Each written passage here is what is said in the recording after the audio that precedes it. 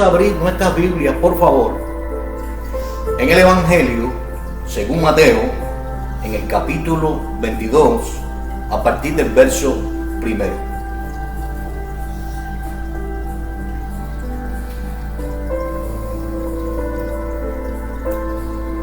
Y dice así: respondiendo, Jesús les volvió a hablar en parábolas, diciendo: el reino de los cielos es semejante a un rey que hizo fiesta de bodas a su hijo, y envió a sus siervos a llamar a los convidados a las bodas, mas estos no quisieron venir. Volvió a enviar a otros siervos diciendo: decid a los convidados, he aquí he preparado mi comida, mis toros y animales engordados han sido muertos, y todo está dispuesto, venid a las bodas. Mas ellos, sin hacer caso, se fueron, uno a su labranza y otro a sus negocios. Y otros, tomando a los siervos, los afrentaron y los mataron. Al oír el rey esto, se enojó, y enviando sus ejércitos destruyó a aquellos homicidas y quemó su ciudad. Entonces dijo a sus siervos: las bodas a la verdad están preparadas, mas los que fueron convidados no eran dignos. Id pues a la salida de los caminos y llamad a las bodas a cuanto halléis. Y saliendo los siervos por los caminos, juntaron a todos los que hallaron,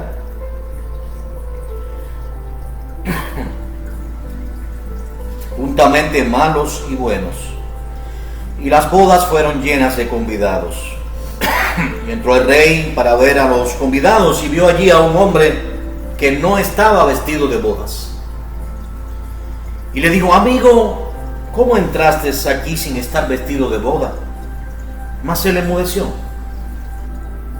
Entonces el rey dijo a los que servían: atadle de pies y manos y echadle en las tinieblas de afuera. Allí será lloro y el crujir de dientes, porque muchos son llamados y pocos escogidos. Bueno, vamos a comenzar a examinar este mensaje del Señor y vamos a comenzar a identificar quiénes son las personas que aquí se presentan, cuál es el mensaje que tenemos en esa mañana, qué Dios nos quiere hablar, en qué posición estamos y qué espera Dios de nosotros. Muy bien, entendamos esto. Aquí se presenta una especie de bodas. No obstante, las bodas judías eran muy diferentes a las bodas tal y como nosotros las conocemos. Estaba dividida en 3 fases. La primera fase, pues, es cuando desde pequeños un padre escogía una novia para su hijo. Iba a la casa del padre de la niña, de la jovencita, y la pedía en matrimonio. Llevaba una dote y el padre la aceptaba. Y la muchacha ya estaba prometida a su futuro esposo.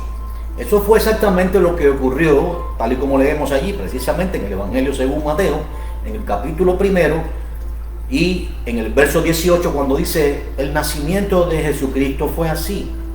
Estando María, su madre, desposada con José, antes que se juntasen, se halló que había concebido del Espíritu Santo. Es decir, María era una virgen, estaba en un tiempo de espera. Había sido ya comprometida, entregada, ya el padre de José había dado una dote al padre de María, y de esa manera ella estaba separada, estaba ya comprometida. Pero noten que esta primera fase, antes de que se consumara el matrimonio, ya era considerado, ya ella estaba casada. Se consideraba, la palabra que se utiliza ahí en Mateo capítulo 1, verso 18 es desposada, que traducida podemos decir traída al lenguaje, al argot popular, es casada. Ahora, esta era la primera fase, pero esta no es la fase que describe aquí. Había una segunda fase, y eso obviamente tiene que ver con Mateo 25 y las parábolas de las 10 vírgenes, porque en el tiempo exacto el novio vendría por la novia. La novia debía permanecer velando. De hecho, su lámpara debía permanecer encendida, y cuando el novio pasara por abajo de la ventana de su novia, debía ver aquella lámpara encendida. Significa que su novia, pura, fiel y sin mancha y virgen, le esperaba. Mas había un momento solo conocido del padre del novio y de la novia, y del novio, en que el joven vendría junto con sus amigos a recoger a la novia. La novia debía estar preparada, pero también tendría ciertas vírgenes que le acompañarían en ese desplazarse. El joven vendría con antorchas. Era un espectáculo tremendo. Todo el mundo sabía que se iba a consumar en breve el matrimonio. El joven vendría, y todos los jóvenes vendrían alegres con antorchas. Todo el mundo viendo aquella caminata, aquel peregrinaje a casa de la novia. Y la novia estaba preparada, y había vírgenes que le acompañarían, y también debían estar esperando, porque no sabían el tiempo exacto en que el novio regresaría por su novia. Así que entonces el joven vendría, tomaría a la joven que estaba velando y la trasladaría a su casa, a la casa que él había preparado. A la casa que él había preparado. Pensemos en el Cordero. Él dijo: en la casa de mi Padre muchas moradas hay.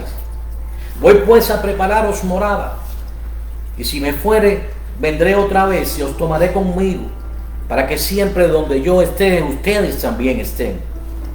Así que el Señor nos ha ido a preparar ese lugar a donde la novia irá.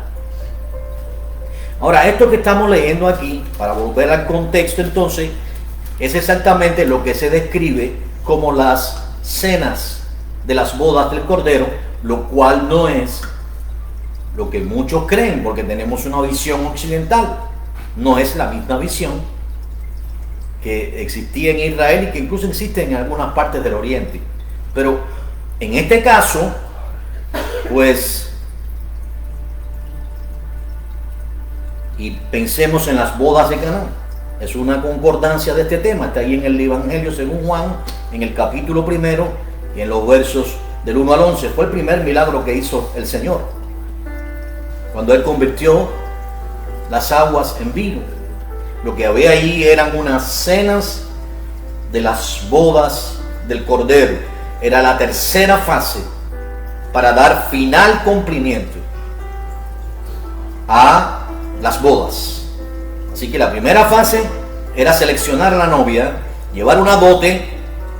La segunda, la novia debería esperar. La segunda era recoger a la novia con aquel desfile de antorchas, los jóvenes todos, donde las jóvenes que acompañarían a la virgen deberían estar preparadas. Vemos como en la parábola de las 10 vírgenes, 5 estaban listas, 5 no. Ese aceite significa el Espíritu Santo. ¿Ok? Y luego ese transitar hacia la casa del novio. Y por último ocurrían entonces allí, en casa del novio, ocurrían las bodas del Cordero. Perdón. Las bodas del novio con su amada, con su esposa, en ese momento ya. Ahora, como le decíamos, vamos a identificar a los personajes. Bueno, aquí está el padre que le iba a hacer una fiesta de bodas a su hijo. El padre es Dios Padre. Aquí el hijo es el Señor Yeshua, el Señor Jesús. Él es el Cordero de Dios que quita el pecado del mundo. Así lo describe Juan 1:29. Los siervos que Él envió a llamar, ¿quiénes son? Bueno, la Biblia dice que Dios llamó a Abraham de Ur de los Caldeos, de la tierra de Canaán. Y Abraham dejó atrás a su tierra y a su parentela. Y Abraham, escuchando la voz de Dios, hizo todo lo que Dios le pedía. Y cuando Dios le pidió incluso a su hijo amado, a su único, o al hijo, el hijo del pacto de la promesa, pues era descendiente, debía ser hijo de su esposa Sarai.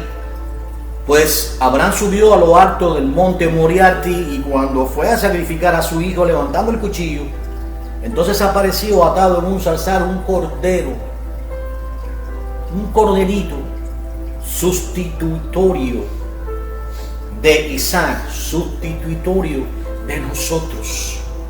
Ese es el Cordero de Dios que quita el pecado del mundo. De la descendencia de Abraham e hijo de la promesa nació Isaac. Y a Isaac le nacieron dos hijos, Esaú el rojo y Jacob. Pero Esaú despreció la primogenitura y la vendió por un plato de frijoles. Así que entonces le fue dado a Jacob la primogenitura. Y es por eso que de la descendencia de Jacob vinieron los 12 patriarcas. Y cuando hubo una hambre grande en la tierra, entonces, habiendo sido vendido José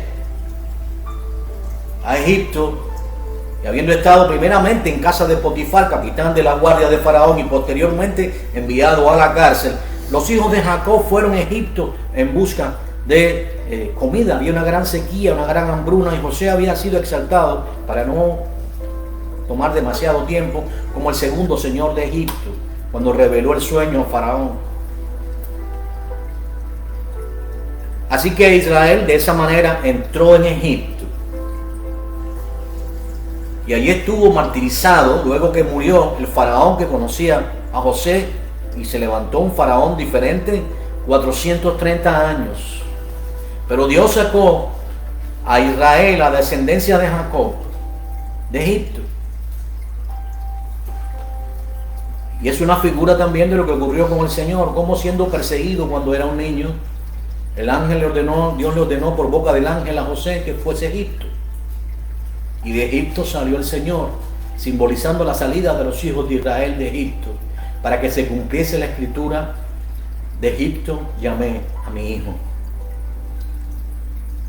De Egipto Dios sacó a Israel con brazo fuerte y extendido. Y así estuvo Israel deambulando por el desierto 40 años, dando círculos, hasta que Dios lo introdujo en la tierra que fluía leche y miel.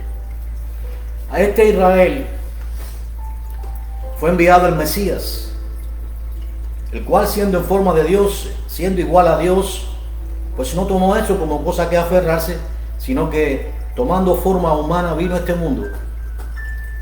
Y vino para morir, y morir con muerte de cruz en nuestro lugar, siendo ahí ese cordero que sustituyó a Isaac en el monte Moriarty.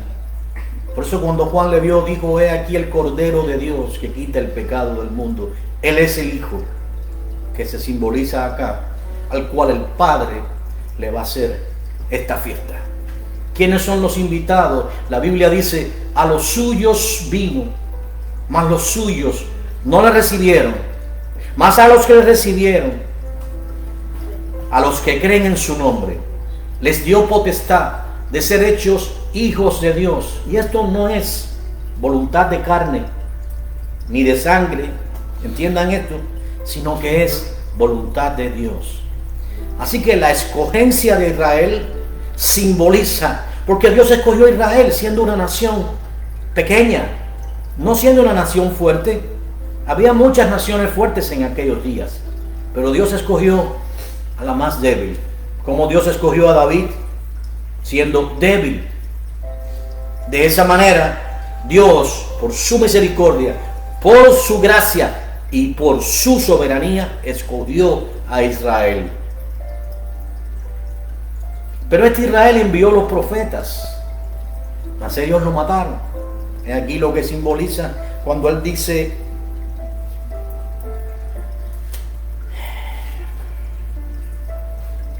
otros, en el verso 6, tomando a los siervos, los afrentaron y los mataron.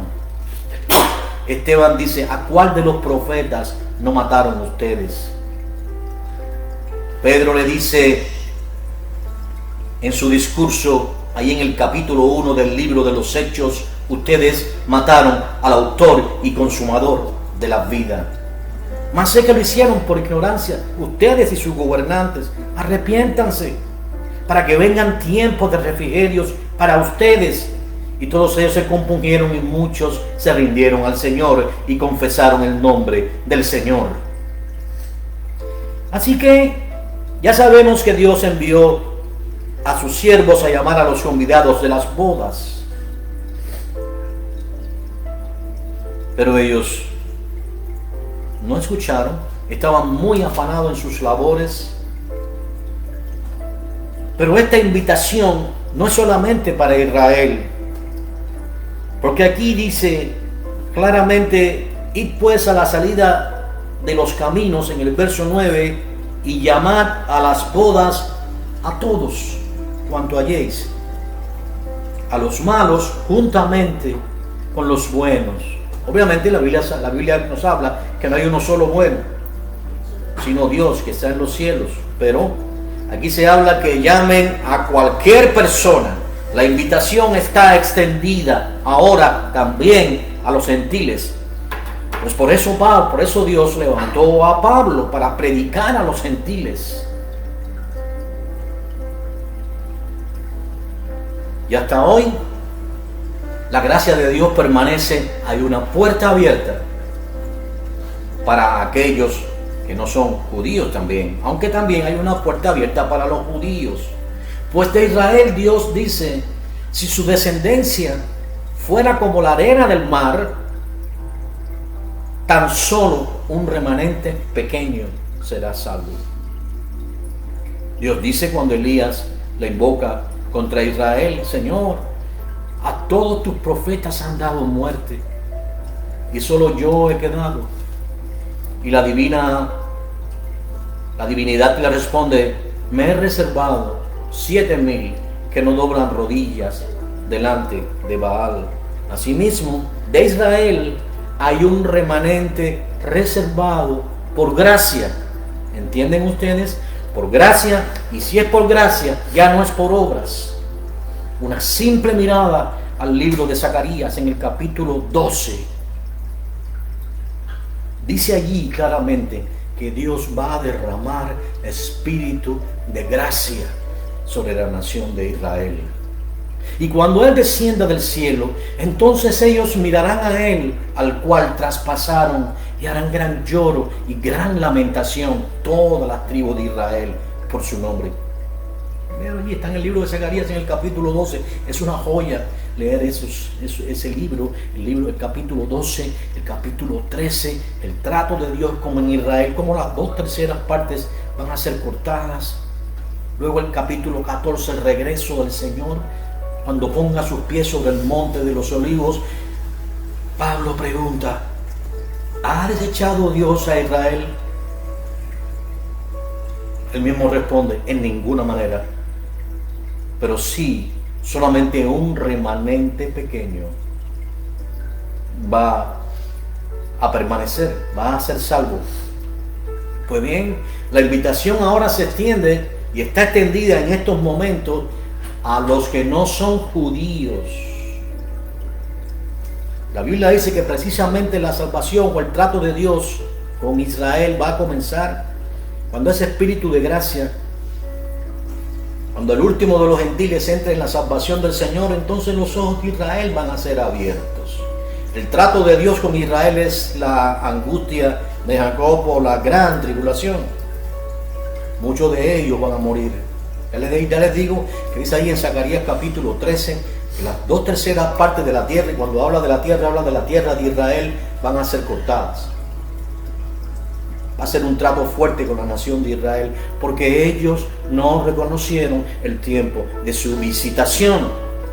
Y en el momento en que Pilato ofrecía liberar a Barrabás, al Señor, y no a Barrabás. Ellos pidieron que fuera liberado el criminal y dijeron: crucificadle, crucificadle, que su sangre sea sobre nosotros y sobre nuestros hijos. Así que hay una invitación extendida para toda persona. Bien, ¿cómo es esto? Ya sabemos, nosotros como iglesia, ¿qué es la iglesia? Nosotros hemos sido justificados y hemos creído. La Biblia dice claramente que si nosotros nos arrepentimos de nuestros pecados, esta es la invitación de Dios a participar de las cenas, de las bodas del Cordero, lo cual no es lo mismo que las bodas del Cordero, o sí es lo mismo, pero es una tercera fase, que es lo que se está explicando allí en Apocalipsis capítulo 19, tal vez no entendamos, por eso quiero explicarlo. Y ahora, pues esa invitación está abierta. Hemos creído que Él es el Señor, solamente doblamos rodillas delante de Él.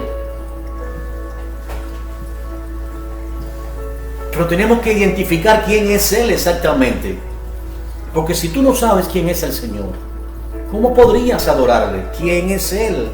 Algunos dicen que es un arcángel, pero en la carta a los Hebreos dice, en el capítulo 1, ¿a cuál de los ángeles dijo Dios, mi hijo eres tú? Es una pregunta que abarca, identifica a todos los ángeles, incluyendo a Miguel. Pues dicen que Él es el arcángel Miguel. Pero noten que cuando el arcángel Miguel contendió por el cuerpo de Moisés, que Satanás reclamaba por una cuestión, porque él había matado a un egipcio, entonces él, reclamando el cuerpo de Moisés, el arcángel Miguel contendió con él y no se atrevió a proferir gritos de maldición contra él, sino le dijo: el Señor te reprenda. Pero vemos como este Cordero de Dios, aquel por el cual es el motivo de que este rey, que representa al Padre, hace fiesta de bodas a su hijo, en las cenas de las bodas, pues él reprendió durante todo su ministerio a Satanás. Así que es imposible que Miguel sea el Señor. ¿Quién es entonces el Señor? La Biblia lo describe. Él es el Verbo de Dios, Juan 1, que hizo el mundo. Juan 1:10 dice que todas las cosas por Él fueron hechas. Es el Verbo. Y ese Verbo estaba en este mundo.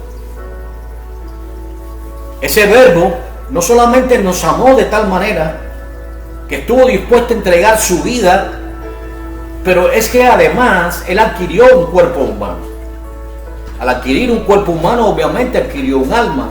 Al tener un alma, en Él, pues hubieron diversos sentimientos humanos, porque los sentimientos pues están intrínsecamente ligadas con el alma.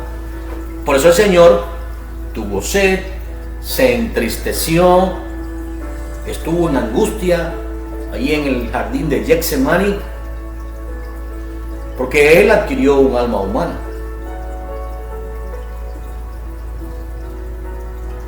Así que miren cuánto amor el Hijo ha hecho, y la invitación está latente: id por los caminos y convidad a todos, a buenos, a malos, a judíos y no judíos, a africanos, asiáticos, americanos, australianos, europeos, descendientes de Jafet, descendientes de Cam, descendientes de Sem, todos ellos descendientes de Noé, y a su vez descendiente de Adán. Hay una invitación abierta. ¿Entendemos esto? Porque de tal manera amó Dios al mundo, que dio a su Hijo unigénito, para que todo aquel que en Él crea no se pierda, mas tenga vida eterna.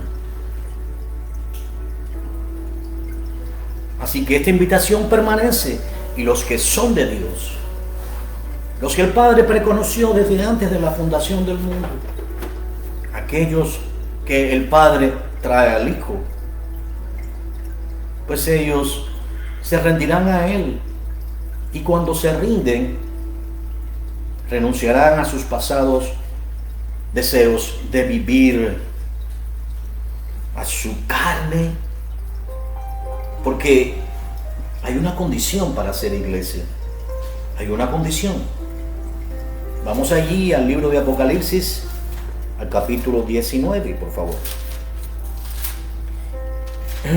Ya hemos entendido que el rey hizo su boda y que esa boda es las cenas de las bodas del Cordero, que su hijo es el novio y que la iglesia es la novia. La iglesia está constituida por judíos que han creído, pero también por griegos, romanos y de toda lengua y nación que han creído, que se han rendido.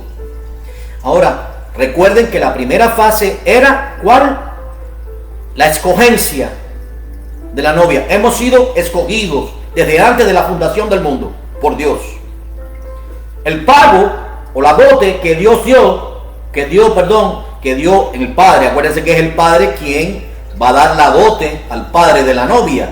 ¿Y cuál es la dote que da? La sangre de Cristo que se derramó en la cruz. Es la dote que el Padre ha dado en el pago al padre de la novia, que es el mismo. ¿Entendemos esto? Ahora, recuerden, el novio debía venir. La novia debía estar esperando pura y sin mancha. Pura y sin mancha. Y debía estar velando, pues no sabía en qué momento vendría el novio. Pero es necesario que la novia sea trasladada a la casa del novio. Por eso les hablé del capítulo 14 del Evangelio según Juan, donde él promete que nos tiene lista mansiones celestiales en el cielo. Bien, ahora, aquí vemos en el libro de Apocalipsis, el cual está escrito en un orden cronológico, cómo esto ocurre, no sin antes ser destruida, o que la caída de Babilonia la Grande, la falsa esposa, la que se viste de deleites, que es fornicaria, que es lujuriosa, que fornica con todos los reyes de la tierra, mientras Babilonia, que es la esposa infiel o la falsa esposa, no es destruida. Esto no ocurre, pero notemos que ya la iglesia está en el cielo. A partir del capítulo 4 del libro de Apocalipsis, no se vuelve a mencionar a la iglesia. Hay un ángel que predica. En el libro de Apocalipsis, capítulo 9, creo que es verso 6, es un ángel quien predica a los gentiles. Si un ángel predica y lo hace, se presenta en diversos caminos y va haciendo a todo pueblo, entiendan ustedes, tribu, lengua y nación. Quiere decir, a cualquier lengua, él va a hablar todos los idiomas y les va a predicar en medio de la gran tribulación, mientras los dos testigos son enviados a la nación de Israel, al tercer templo que será reconstruido. Este no es el templo milenial, quiero aclarar.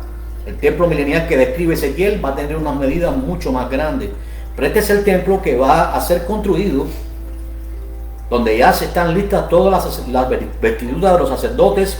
Busquen sobre el monte del templo y todo lo que está listo para esta construcción que es donde se va a sentar el anticristo. Así que él va a estar pujando para que este templo se construya, precisamente para sentarse. Recuerden que el anticristo va a ser para los judíos el Mesías esperado. Ellos esperan una época de paz. Por eso dicen, cuando digan paz y seguridad, entonces les vendrá destrucción repentina. Pero para los islamistas, él va a ser el Mahdi o el 12º imán. Esperan ellos que establezca un califato mundial. ¿Okay? Pero para los hindúes, los reencarnacionistas, él va a ser Maitreya, el maestro encarnado. Así que se va a presentar de diversas maneras. La esposa infiel, la falsificadora, es la gran Babilonia, que establece una religión ecuménica, que dice que está ya establecida en Roma. Ustedes han visto símbolos en los carros de diversas. Por ejemplo, está el símbolo de la media luna, está el símbolo de la cruz. Hay diversos símbolos juntos. Eso se llama Carislam. En realidad representa la religión ecuménica. Todos, con tal que creas en un Dios, todos son hermanos. Esa es la religión que va a primar en los últimos días, un solo gobierno mundial que va a ser el del anticristo, una sola religión y obviamente una sola moneda. En este caso va a desaparecer el dinero, va a ser ese chip que van a estar las personas, van a tener implantado en su mano derecha o en su frente, y sin la cual ninguno va a poder comprar o vender. Pero cuando se ha destruido todo esto, por ejemplo, vemos ahí en el capítulo 19 y en el verso 20, que obviamente pues el anticristo y la bestia son apresados. Acuérdense que el anticristo es uno y la bestia es otro, perdón, el falso profeta es otro. Está en el libro de Apocalipsis ilustrado perfectamente, y son echados en el lago de fuego. Ellos estrenan el lago de fuego y azufre que arde con fuego, que es la muerte segunda y que es la ajena de fuego. Pues bien, dice ahí en el capítulo 19, vamos a ir para allá, les di esa explicación para que puedan entender. Dice ahí en el verso 7, gocémonos y alegrémonos y démosles gloria, porque han llegado las bodas del Cordero y su esposa se ha preparado. Para que esto ocurra, la iglesia tiene que haber sido arrebatada al cielo. La esposa será arrebatada en breve. Algunas personas no logran entender lo que es el arrebatamiento de la iglesia. Es el tiempo en que Dios nos va a librar de la hora de la prueba que viene sobre el mundo entero. No porque no podamos enfrentar la prueba, sino porque es el tiempo del despliegue total de la gran ira de Dios como nunca el mundo ha experimentado. La gran ira del Cordero. Ustedes podrán entender que el Cordero no puede desplegar su ira contra su esposa, porque jamás, dice la Biblia, que ellos son uno solo, y jamás alguien se aborreció a sí mismo, aborreció su propio cuerpo. Por lo tanto, la iglesia, dice ahí, escribe el apóstol Pablo en la primera carta a los tesalonicenses, en el capítulo 5 y en el verso 9, que Dios no nos ha puesto para ira, sino para alcanzar salvación. Es por eso que la iglesia estará en las moradas celestiales. A medida que eso pase, vemos allí en Apocalipsis 7 las almas que ve Juan vestidas de ropas blancas, que están alabando y adorando a Dios, luego de la mención de los 144,000 sellados, que no son testigos de Jehová, que son judíos, que van a ir a testificar a Israel junto con los dos testigos. Pero la multitud de personas vestidas de ropa blanca, está en Revelación capítulo 7, estos son personas que son decapitadas, que son muertas y están allí, y que se incorporan a las almas que están debajo del altar, que claman hasta cuándo será nuestro tiempo. Así que la iglesia se va completando con estos. Entonces al final, ya pues obviamente, antes de que ocurran las bodas, habemos comparecido ante el tribunal de Cristo. Pues cada uno de nosotros comparecerá para dar cuenta según estábamos en la carne. Nuestras obras infructuosas van a ser eliminadas. ¿Qué obras son? A lo mejor tú piensas que por visitar a tu amigo o ayudar a tu amigo estás haciendo algo altruista, sí, probablemente altruista sí, pero no es exactamente lo que Dios espera de ti. Lo que Dios espera de ti, son esas obras que Él había preparado de antemano para que nosotros estuviéramos con ellos, las hiciéramos, perdón. Esas obras son las que Él espera y las describe fácilmente en el Evangelio. Y le dice a los que, cuando Él regresa en el juicio de las naciones, le dice: ustedes me vieron enfermo y no me visitaron. Yo sé que hoy en día, con el problema del virus chino, no se permite visitar a los enfermos, pero de verdad, ¿cuántas veces hemos ido a visitar a los enfermos, a orar por los enfermos que están en los hospitales? De verdad, como iglesia, estamos haciendo específicamente lo que Dios espera de nosotros. Ahora vienen las fiestas y muchos llaman esto Navidad. Nada que ver con Navidad. Son fiestas que en realidad se utilizan para, por ejemplo, se aumentan las ventas. La gente se pone en el gorrito de Santa Claus. La gente se regalan, se comprometen y ahora se ven obligados a regalarle a todo el mundo en el trabajo. Y se ven obligados a regalarle hasta la familia y se endeudan. Y comienzan el año totalmente endeudados. Porque es una tradición. Pero, ¿creen que con eso están simbolizando algo? No están simbolizando nada, no están haciendo nada que Dios no ve eso como algo, sencillamente es algo infructuoso, es algo que no tiene sentido de ningún tipo. Ya el Cordero fue inmolado.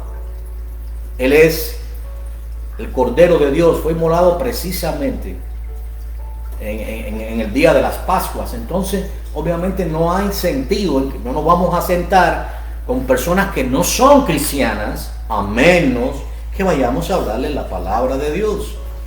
Muchos me dirán, bueno, pero yo tengo que festejar. Mira, mi hermano, esto es sencillo. Los que somos de Dios no podemos festejar con los que son del mundo. ¿Qué parte tiene la luz con las tinieblas? ¿Qué parte tiene Cristo con el templo de los ídolos? ¿Seremos luz? ¿Seremos tinieblas con las tinieblas? Entonces, sí podemos en un momento dado hablar la palabra de Dios, pero no tenemos que participar de esas cosas. Esas son celebraciones mundanas que no tienen nada que ver con nosotros. No tienes por qué tener un árbol de Navidad, porque eso no representa nada, absolutamente nada, es decir, un origen pagano. Nos podemos reunir como iglesia y celebrar que un día el Cordero de Dios fue inmolado y resucitó. Sí, podemos hacerlo, pero no en el sentido que le dan a la Navidad. Son obras infructuosas y debemos arrepentirnos. Amén. Dios espera de nosotros la santidad. Mire lo que dice aquí. Dice ahí en el libro de Apocalipsis, en el capítulo 19, en el verso 7, dice: gocémonos y alegrémonos y démosle gloria, porque han llegado las bodas del Cordero y su esposa se ha preparado. Recuerden cuál era la preparación. La novia debía estar velando en santidad. No sabía que ahora vendría el novio. Ella se le ha concedido, entiendan esto, que se vista de lino limpio, fino y resplandeciente, porque el lino fino son las acciones justas de los santos. Ahora, no confundan, aquí no se habla de salvación, porque la salvación está escrito que es por gracia. Es un regalo inmerecido de Dios. ¿Para qué? Para que nadie se gloríe en las obras de la carne. Ahora, nosotros como creyentes, Dios nos ha asignado obras. Tenemos asignada obra. Tú tienes asignada posiblemente obras en este día o en el día de mañana, de parte de Dios, y se va a presentar delante de ti y tienes la oportunidad de hacerla o dejarla pasar, pero Dios te la va a poner delante, y si la dejaste pasar, el Espíritu de Dios es como un filtro, te va a hacer sentir que perdiste la oportunidad de hacer esa obra que Dios había preparado. ¿Cuál? Me vistes enfermo y me visitaste, me vistes hambriento y me diste de comer. Algunas personas piensan que van en su automóvil por la calle. Hay personas que están hambrientas, son homeless, personas que están atadas a la droga, y vas y le das un dinero. ¿Por qué mejor no vas y le traes un poco de comida y se la presentas delante? Porque ¿qué sabes si con el dinero que le estás dando le estás apoyando para que pueda comprar drogas? Y entonces lo que debía haber sido para la gloria de Dios, deja de serlo. Mejor ve, cómprale comida y trae eso. Ustedes verán como algunos de ellos la van a rechazar, porque no es exactamente comida lo que estaban buscando. Ahora, ¿te acuerdas de la viuda? La viuda a la que murió su esposo. ¿Qué dice la palabra? ¿Qué decía la palabra? ¿Qué dice el apóstol Pablo? Que las viudas sean tenidas en doble porción, en parte de las ofrendas. Visita a la viuda, visitar a los viudas, visitar a los huérfanos, ayudarles. Es lo que Dios espera de nosotros. No significa que son sencillamente la oportunidad de hacer las obras que Él había preparado. Predica a tiempo y afuera de tiempo. Y quiero pues explicarles esto. Obviamente las bodas del Cordero ya están allí en el cielo. La iglesia ha sido trasladada a las moradas celestiales. Han sido incorporados pues los decapitados, las personas que fueron muertas durante la gran tribulación, y ahora ocurren las bodas. Ahora, ¿qué pasa ahora? Ahora el Señor regresa Y entonces van a tomar lugar en la tierra las cenas de las bodas del Cordero. Yo sé que algunos dicen, algunos teólogos enseñan que las cenas de las bodas del Cordero ocurren en el cielo. Yo me voy a permitir disentir de este razonamiento. Yo creo que las cenas de las bodas del Cordero ocurren en la tierra. Por una razón, luego que el Señor venga y pues ocurra el juicio de las naciones, van a haber invitados. Por eso es que van a estar ahí invitados, que fueron los que quedaron en la tierra, van a tener cuerpos humanos, mientras la iglesia va a estar con cuerpos glorificados. Es entonces el momento de las bodas del Cordero. Ellos son parte de los invitados, los que quedaron con cuerpos humanos, gentiles y judíos. Amén. Son parte de los invitados, como muchos están invitados hoy. El arrebatamiento de la iglesia puede ocurrir en cualquier momento para librarnos de la gran ira de Dios, y cuando eso ocurra seremos trasladados. Entonces va a haber una gran persecución en la tierra. Muchos van a ser muertos, pero algunos van a quedar guardados por la gracia de Dios. Ellos van a quedar con vida. Ellos van a ser juzgados, y también los que se entregaron a muchos de los que fueron muertos durante la gran tribulación, allí en el tribunal de las naciones. Las ovejas serán puestas a la derecha, las cabras a la izquierda. El Señor le dirá a las cabras: alejaos de mí, hacedores de maldad, nunca os conocí. Pero le dirá a las ovejas: venid benditos al reino preparado desde antes de la fundación del mundo, porque me viste hambriento y me diste de comer, y sediento y me diste de beber.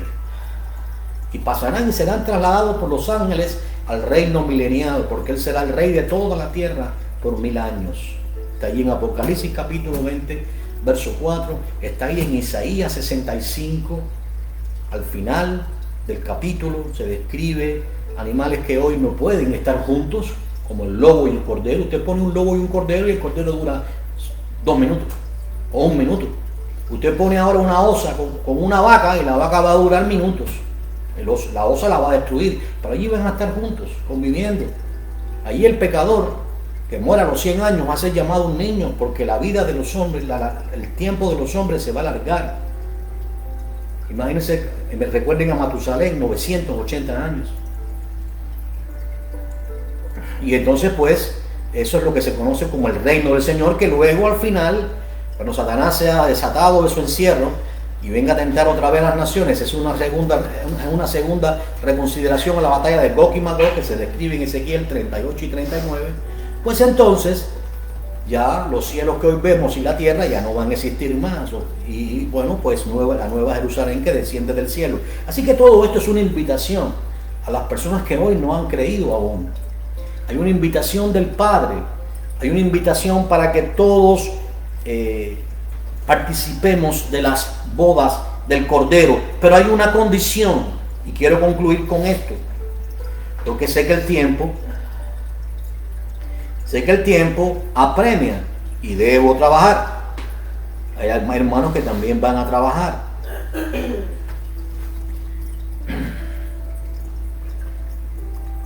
Dice ahí el apóstol Pablo, quiero que hablan conmigo sus Biblias para terminar con esta lectura y definir lo que Dios espera de nosotros, que representan también las vestiduras blancas que debemos tener como iglesia. Esa vestidura de lino fino, blanco, resplandeciente, donde ya habían sido depuradas las obras infructuosas, el heno, la hojarasca, la madera, y permanecieron el oro, la plata y las piedras preciosas. El Señor espera esto de ti, iglesia. Él dice en el capítulo 13, verso 11 de la carta a los Romanos. Romanos, capítulo 13, verso 11 al 14. Dice: y esto conociendo el tiempo, que ya es hora de levantarnos del sueño. ¿Entiendes esto, iglesia? Ya es el tiempo. Ya basta. Es el tiempo exacto. Ahora, en este instante, en estos días, de levantarnos del sueño. Porque ahora está más cerca de nosotros nuestra salvación, el comparecer ante Dios, dice la Biblia, cosas que ojos no vio, jamás ni subió nunca a corazón de hombre, son las que Dios ha preparado para los que le aman. Así que nuestra salvación está muchísimo más cerca, está ahí, a un palmo de narices, que cuando creímos. La noche está avanzada. Miren las tinieblas del mundo. Los hombres han dejado el uso natural de la mujer, se han encendido los unos con los otros. Ya no se le puede llamar mujer femenina ni masculina. Hay que llamarlo X y LG, TR, S, Z y toda una larguísima para poder, hermano, hay dos géneros, varón y hembra, punto, no hay un tercero. Pero la noche está avanzada, se acerca el día. ¿Qué día? Bueno, aquí se puede especular el día que trae la luz, pero también el día grande y terrible del Señor, que concluye, pues, obviamente con el reino milenial, el establecimiento del reino del Señor en la tierra. Zacarías capítulo 14, verso 9 y ahí en adelante. Así que es el tiempo de desechar las tinieblas. Vamos a vestirnos de las armas de la luz. ¿Entendemos eso, hermano? Vamos a vestirnos como iglesia de las armas de la luz. Porque si no, seremos hallados desnudos y no vestidos. Y quien sea hallado desnudo y no vestido tendrá que enfrentar la gran tribulación. Porque sin santidad es imposible agradar a Dios. Ahora, todavía tienes oportunidad en la gran tribulación. ¿Estás listo? ¿Estás listo para ver morir a tu hijo pidiéndote un vaso de agua y no se lo vas a poder dar? Un plato de comida y no se lo vas a poder dar. Y no es por eso, sino por sentirte simplemente que estás bajo la gran ira de Dios. Porque eres tibio. Porque al tibio está descrito allí para la iglesia de la Odisea, porque tú dices, yo soy rico y me he enriquecido y de ninguna cosa tengo necesidad. Te gusta decretar, te gusta declarar, te gusta sentirte que eres poderoso y que por lo que das parece que compras los favores de Dios como Simón el mago. Pero no es así, mi hermano, no te dejes engañar. Mira lo que dice aquí: andemos como de día, como si estuviéramos ante Él ya. Estamos ante Él. Todas nuestras acciones están siendo anotadas en un libro. Compareceremos ante Él. Qué vergüenza cuando comparezcamos ante el Señor, ante el tribunal de Cristo, y todas nuestras obras, a pesar de que no sufriremos pérdida, pero sí serán expuestas nuestras obras infructuosas delante de Él. Así que no andemos como de día, honestamente. No hay justificación, con honestidad. No hipocresía, con honestidad. Porque quien ama a su prójimo no le roba. Quien ama a su prójimo no lo engaña. Quien ama a Dios por encima de todas las cosas no piensa en su propio beneficio, sino teme a Dios. Amarás al Señor tu Dios con toda tu fuerza, con toda tu alma, con todo tu corazón. Amarás a tu prójimo como a ti mismo. No en glotonerías. Y no solamente se habla aquí de la glotonería, hay gente que no pueden parar de comer. Tienen una gula. A veces están tan estresados que tienen gula. Ahora, de verdad, entiendan esto: ¿por qué se estresan las personas? Porque no tienen al Señor. Oh, yo he creído, pero ¿en quién has creído? En el Dios que predican los apóstoles de la prosperidad y el éxito. Ese no es el Dios verdadero, ese es Mamón, el ídolo de la riqueza. ¿En quién has creído? En el Dios del karma, ese es Maitreya, Buda. Eso no tiene nada que ver con el Dios verdadero. ¿En quién has creído? Hay personas, mira lo que dice aquí, la glotonería. La pregunta es: ¿de qué te estás alimentando? La Biblia dice: no solo de pan vivirá el hombre, sino de toda palabra que sale de la boca de Dios. ¿De verdad te alimentas de la palabra de Dios? ¿La escudriñas? ¿La lees? ¿Tratas de aprender de ella? ¿Ponerla por obra? ¿De verdad? Entonces eres un glotón de las cosas que este mundo ofrece. Pero además eres un borracho, porque te emborrachas de toda la basura y la baratija que este mundo ofrece.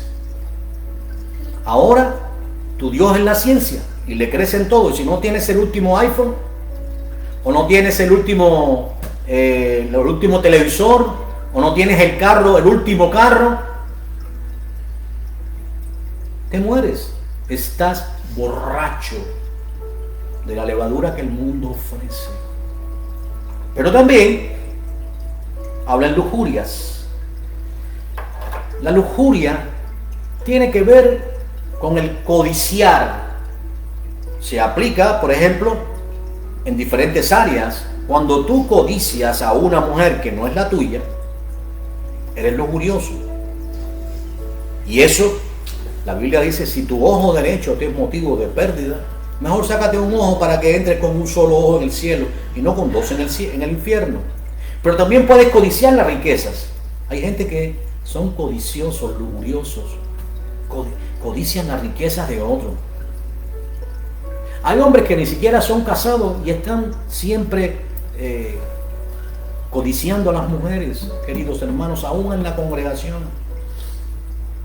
Es cierto que hay hermanas que van vestidas a la congregación como no debe ser, pero también hay varones que están siempre codiciando a las mujeres dentro de la iglesia. Eso es una vergüenza. Eso es ofender a Dios. Mira, mejor ni vayas a la iglesia, mejor declárate como lo que eres, un hipócrita. No eres cristiano. Pero la buena noticia es que aún tienes oportunidad. Si te arrepientes, el Señor te perdona. Pero tienes que creerle de verdad, estar dispuesto a dejar estas cosas. Aquí les he hablado de la lujuria, lascivia. Hermano, hay personas que practican la lascivia. Déjeme decirle algo. La lascivia es terrible. Hay cristianos o falsos cristianos que ven pornografía. Amados, la pornografía es una puerta al infierno. Es una puerta al infierno total. Cuando estás viendo pornografía, estás compartiendo con alguien tu corazón, con los demonios. Ellos trabajan en tu mente.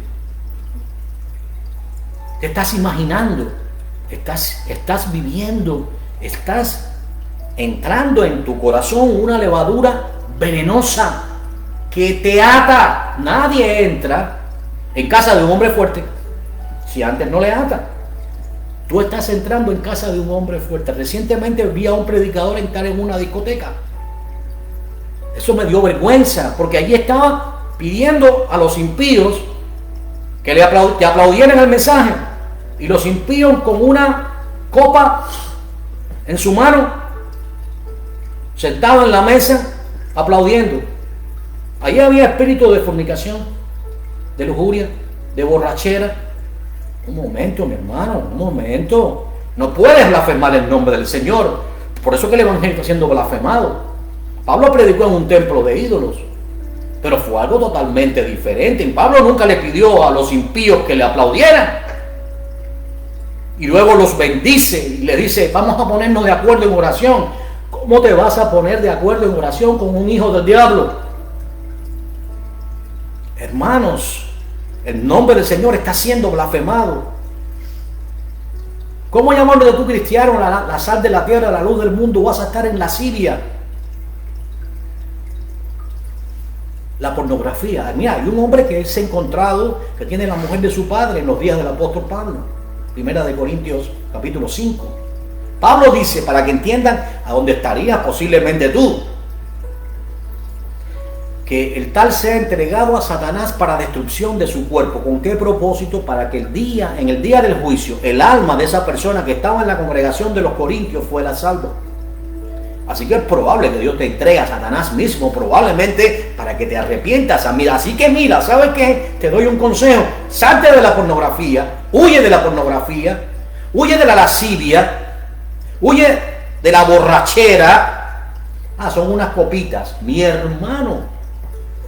Y el templo del Espíritu Santo lo vas a contaminar. Sabes que en el momento en que pierdes el control de tu mente, alguien la va a tomar y no es precisamente Dios. La borrachera es un enganche, te ata y te lleva al próximo nivel, Cristianos que fuman marihuana, hoy en día marihuana medicinal. Oye, aguántate un momento. La marihuana es una droga. En el Código del Tránsito de la Florida dice que si alguien te detiene y tú estás fumando, tú estás bajo los efectos de la marihuana, tú puedes ir hasta preso. Ahora quieren justificarla, quieren adornarla. Los hijos de Dios Nuestro templo es pues propiedad del Espíritu Santo. Va a convivir el humo de la marihuana y su efecto destructivo con el Espíritu de Dios. Amados, somos luz en medio de las tinieblas, no tinieblas en medio de las tinieblas. Porque si somos tinieblas, ¿de qué estamos hablando aquí entonces? Entonces es el tiempo de arrepentirse, es el tiempo de buscar a Dios. Porque en breve la iglesia será trasladada a las moradas celestiales. ¿En qué posición estamos ahora? Ya estamos comprometidos, ya estamos casados por nuestro Padre. Ya el Padre pagó la dote, que fue la sangre de Cristo. Ya somos comprometidos, estamos en la posición que estaba José y María. Ahora vamos a ser llevados a las moradas celestiales. Es el peregrinaje del joven que venía acompañado de sus amigos con antorchas, y ahora los va a llevar a las moradas celestiales. Vamos a ser trasladados al cielo. Y en breve vamos a regresar al cabo de 7 años para participar en la tierra, luego que ocurra el tribunal de las naciones, el juicio de las naciones, y posteriormente entonces ya vamos a participar de las cenas de las bodas del Cordero. El Padre le ha hecho fiesta al Hijo. Usted y yo somos los invitados, y ese invitado que va a estar allí, que no es reconocido, y termino con esto, ya perdóname que me pasé un segundito, pero es que Mateo 22, me voy por aquí más rápido, para poder, dice allí, ahí en el verso 11 había un hombre que no estaba vestido de boda, y le dijo: amigo, ¿cómo entraste aquí sin estar vestido de boda? Mas él enmudeció. ¿Quién es este? Hay muchas personas en las iglesias tibios. Hay muchas personas que no están vestidos de santidad, que si bien el Señor se queda, que cuando venga la gran tribulación también van a estar igual. Se van a dejar imponer la marca de la bestia. Personas que dicen: mi familia no ha creído, mi hijo no ha creído, mi mamá no ha creído, mi papá no ha creído, y están ahí, no sé, por tal de no estar en diferencia con ellos, pues se mantienen ahí y no están dispuestos a dejar todo por él. Deja que los muertos entierren a sus propios muertos, y tú ven y sígueme, dice el Señor. Tu mamá, tu papá eran almas que estaban junto a ti antes de la fundación del mundo, allí frente a Dios. No era tu mamá, no era tu papá. Dios asignó esa alma para que fuera tu mamá, para que fuera tu papá. Ahora cada alma tiene un camino. Tú deja que los muertos entierren a sus propios muertos, y tú ven y sígueme y vístete de santidad, sin la cual nadie verá al Señor. Estos que están ahí son estos que han sido invitados, los tibios, los que creen que por servir simplemente agradan a Dios. Mira, una cosa es servicio y otra cosa es ser un verdadero cristiano. Balán sirvió, pero luego ¿qué hizo? Sirvió a Dios. Luego ¿qué hizo? Como no pudo recibir el premio de su recompensa, fue y vio al rey Balac y le ofreció cómo podían caer los israelitas. ¿Cómo les hizo? Les dio las hijas de los enemigos de Israel. Las hijas de los enemigos de Israel los sedujeron, y hubo una gran mortandad de parte de Dios entre los hijos de Israel, porque nosotros no podemos unirnos a los incrédulos. ¿Qué parte tienen la luz con las tinieblas? Así que, conociendo esto, damos gracias a Dios, y más que nunca debemos estar preparados, porque el Señor está a las puertas. Miren bien que les estoy diciendo, no es que ya puede suceder ahora mismo, en este instante, a la final trompeta, porque se sonará la trompeta. Los muertos en Cristo resucitarán primero. Y no crean que la trompeta que se habla son las de los ángeles, pues he explicado muchas veces esto. La primera trompeta sonó en el Sinaí, aquella bocina que llamaba al pueblo de Israel, que ellos no pudieron oír y pidieron a Moisés que les hablara. Esa fue la primera bocina, la primera trompeta. La segunda trompeta es la del arrebatamiento, que no la tocan los ángeles, sino es Dios, es el Señor mismo. El Señor mismo con voz de mando, con voz de arcángel y con trompeta de Dios. Trompeta de Dios, no trompeta de los ángeles, que son plagas y juicios. Esto es la bendita esperanza del creyente, que es el arrebatamiento de la iglesia. En breve, ya somos la esposa elegida, ya hemos recibido el pago. Ahora, ya nuestro Padre recibió el pago, que es la sangre de Cristo. Seremos arrebatados a las moradas celestiales y regresaremos con el Señor, ya luego que sea destruida la gran Babilonia en esta tierra, para participar de las bodas del Cordero. Ve aquí lo expresado en Mateo capítulo 22, verso del 1 al 11, y también 14, y también en Juan 1, 11, y es lo que simboliza las bodas de Canaán, y es lo que se habla en Apocalipsis 19, 7 al 9. Hay diferencia entre lo que por eso se habla de las bodas del Cordero. Bienaventurados los que son llamados a las cenas del Cordero. Es el evento final en que estaremos con el Señor, vestido de santidad como la esposa. Él ha dicho que Él, Apocalipsis capítulo 5, verso 10, dice que nosotros seremos reyes y sacerdotes con Él. ¿Dónde? En el reino milenial, pues Él nos pondrá sobre naciones. Juzgaremos. El apóstol Pablo escribe, 1 Corintios 6, ustedes no saben que los santos han de juzgar al mundo. Ahí tienen, seremos reyes y un rey juzga, y también seremos sacerdotes de Dios. Así que, como decía, termino de esta manera: cosas que ojos no vio, ni subió jamás a corazón de hombre, son las que Dios ha preparado para los que le amen. No cambies tu primogenitura y todas estas promesas por un plato de frijol como Esaú, porque luego, a pesar de que anheló esa primogenitura con lágrimas, nunca le fue devuelta.